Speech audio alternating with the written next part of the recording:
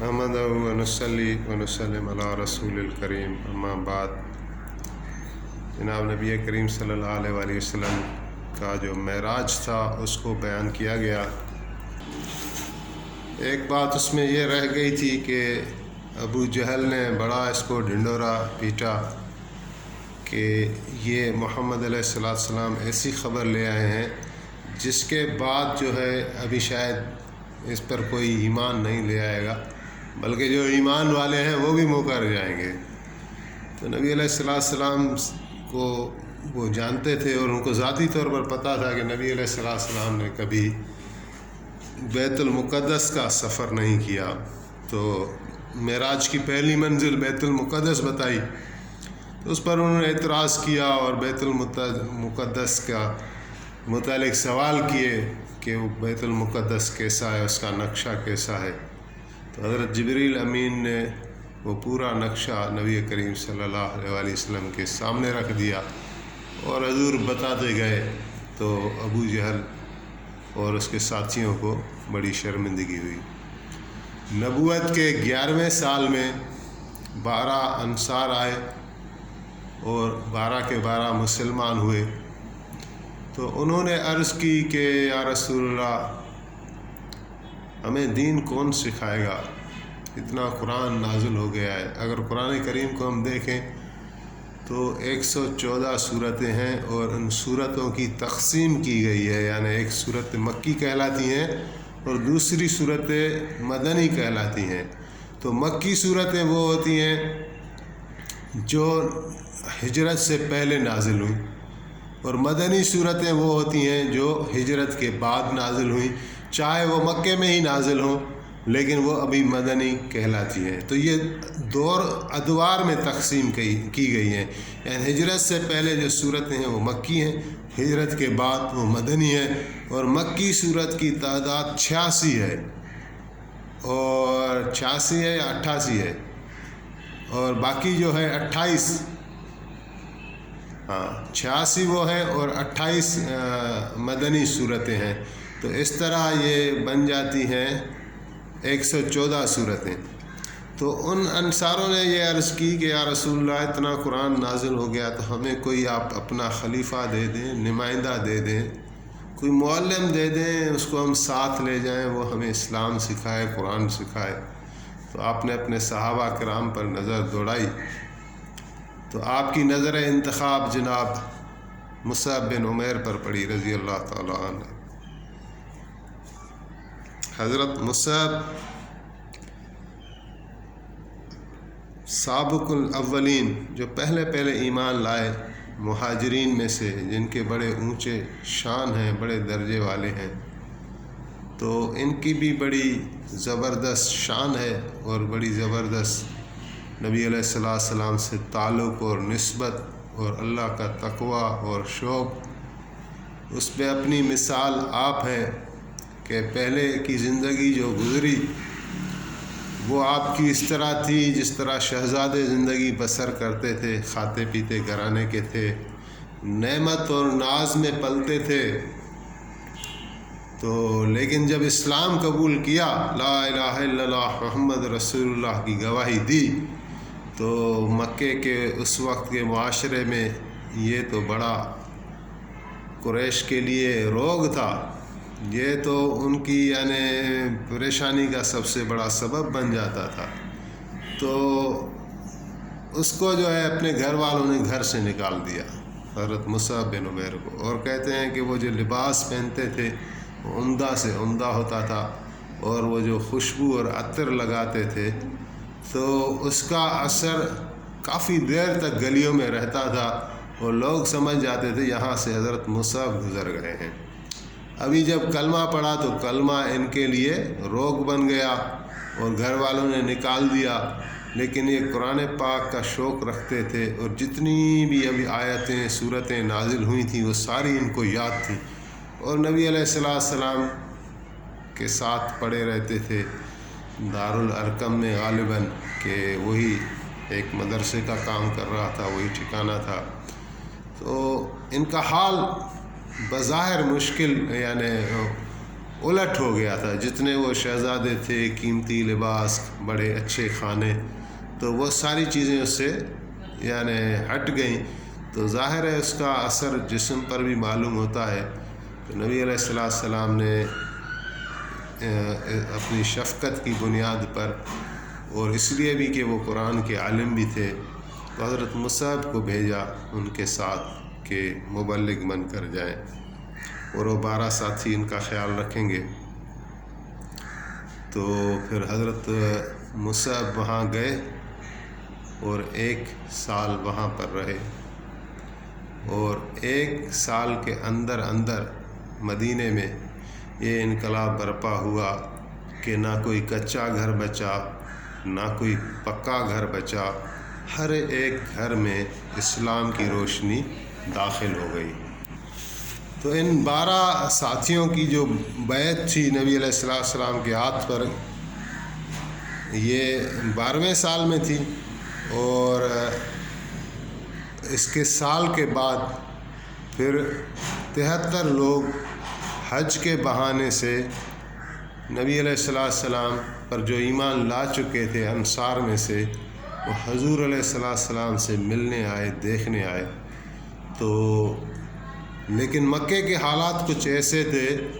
کہ سر عام ان سے مجلس گفتگو نہیں ہو سکتی تھی. تو ان کے لیے جگہ کا تعین کیا گیا اور وقت کا تعین کیا گیا.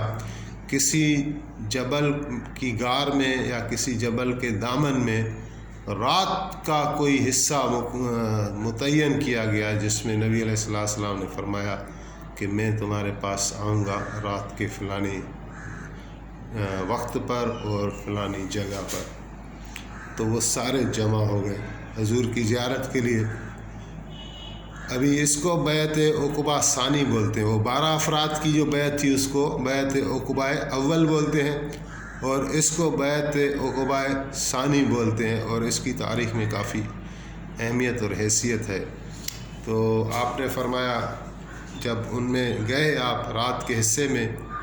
تو آپ حضرت عباس کے ساتھ گئے تھے. حضرت عباس آپ کا چچا تھا، لیکن ابھی وہ اسلام میں باضابطہ داخل نہیں ہوئے تھے. لیکن جیسے عرض کیا جا رہا ہے کہ بنی ہاشم کا تو بڑا ساتھ تھا، یعنی حضور کا جو اپنا خاندان تھا، تو اس بنیاد پر وہ حضور کے ساتھ آئے، اور سب سے پہلے اس مجلس میں گفتگو بھی انہوں نے کی. انہوں نے فرمایا کہ انصاروں کی جماعت، اے مدینے والو، اے اہل یثرب، تم لوگ اگر حضور علیہ السلام کا دین قبول کرنا چاہتے ہو تو قبول کر لو،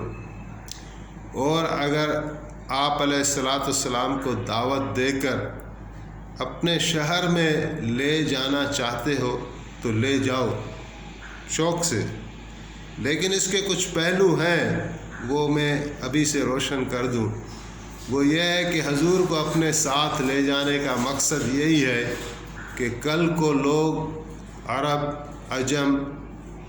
مختلف قبائل، مکے والے آپ کے دشمن بن جائیں گے حضور کی وجہ سے اور دین کی وجہ سے.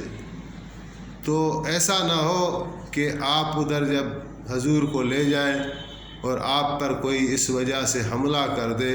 تو آپ حضور کی حفاظت سے ہاتھ اٹھا لیں اور حضور تنہا رہ جائیں. اگر ایسی کچی پکی بات ہے تو آپ لوگ چھوڑ دو، کیونکہ ہم بنی ہاشم والوں نے آج تک حضور علیہ السلام کی حفاظت ہم نے کی ہے اور آئندہ بھی کرتے رہتے ہیں، اور ہم اپنی جانوں کو نبی علیہ السلام پر فدا کرنا جانتے ہیں. اگر آپ میں ایسی طاقت ہے، حوصلہ ہے تو حضور کو لے جائیں، اور اگر ایسا حوصلہ اور ہمت نہیں ہے تو خواہ اس کو آسرے دے کر، دلاسے دے کر، جانسے دے کر یہاں سے نہ لے جاؤ. تو اس پر پھر جو ہے انصار میں سے ایک شخص اٹھا اور اس نے تقریر کی. اس نے کہا کہ آپ یعنی جان لیں کہ دنیا کے اندر سب سے بڑا مشکل کام اپنا دین، اپنا مذہب چھوڑنا ہوتا ہے. جب کہ ہم نے وہ اپنا دین چھوڑ دیا، باپ دادا کا وہ پرانا دین جو بت پرستی جو بھی تھا، وہ ہم نے رسول اللہ کی بات مانتے ہوئے، رسول اللہ پر اعتماد کرتے ہوئے جب کہ ہم نے وہ دین چھوڑ دیا، تو اب ہمارے لیے کوئی مشکل نہیں کہ کوئی بڑی سے بڑی قربانی ہمیں دینی پڑے تو ہم دیں گے، وہ ہم حضور کی حفاظت کریں گے، ایسے حفاظت کریں گے جیسے کہ کوئی شخص اپنے گھر والوں کی، اپنی اہلیہ کی، اپنی بچوں کی حفاظت کرتا ہے، ہم حضور کی ایسی حفاظت کریں گے۔ تو اس پر بیعت ہوئی اور نبی علیہ السلام نے بھی کلام فرمایا۔ آپ نے انصار کو تسلی دی ان الفاظ کے ساتھ کہ میرا خون آپ کا خون ہے، میری قبر آپ لوگوں کے ساتھ ہوگی، میری قبر آپ لوگوں کی قبر کے ساتھ بنے گی، اور میرا حشر آپ لوگوں کے ساتھ ہوگا، اور میں جنگ کروں گا اس سے جس سے تم جنگ کرو گے، اور میں دوستی کروں گا اس سے جس سے تم دوستی لگاؤ گے، اور تم میرے ہو اور میں تمہارا ہوں۔ تو اس پر یہ بیعت ہو گئی، اور یہ اس کو بیعت عقبۂ ثانی کہا جاتا ہے۔ صبح کو یہ چرچا ہوا، قریش نے فردن جو انصار ان کے ہاتھ لگتے تھے پوچھا کہ ہم نے ایسا سنا ہے کہ آپ نے ایسی بیعت کی ہے، لیکن انصار مدینہ نے کوئی بھی اس کا تاثر نہیں دیا، اور یہ جو راز تھا اس کو راز ہی رکھا، اور نبی علیہ السلام کو ہجرت کی دعوت دی، اور مدینہ کی جو فضا بن گئی تھی، جو حضور علیہ السلام کا زیارت کا شوق اور اشتیاق لوگوں میں تھا، جو دین کا جذبہ ابھر چکا تھا حضرت مصعب بن عمیر کی مسلسل محنت سے، 1 سال کے اندر وہ فضائیں بتائیں، اور نبی کریم صلی اللہ علیہ وسلم نے پھر صحابہ کرام کو ہجرت کا حکم دیا۔ سب سے پہلی ہجرت جو کی، اس میں بھی ایک نقطہ بھی ہے کہ بظاہر دیکھیں کہ نبی کریم صلی اللہ علیہ وسلم کی مبارک زندگی کو خطرہ تھا، حضور کی شخصیت پر ہی یہ دعوت چل رہی تھی اور